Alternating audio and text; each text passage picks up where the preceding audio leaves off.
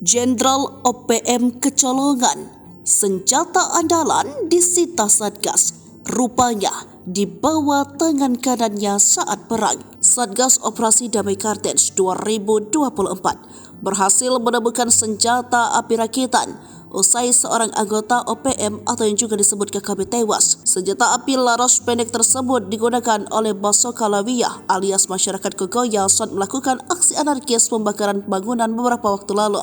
Padahal senjata tersebut merupakan milik Undios Kogoya pimpinan KKB Intan Jaya. Seperti diketahui, Baso Kalawiyah merupakan tangan kanan atau ajudan pimpinan OPM Intan Jaya Undios Kogoya. Baso Kalawiyah ditemukan usai melakukan penyerangan dan pembakaran gedung sekolah serta kios milik warga Rabu 22 Mei 2024 lalu.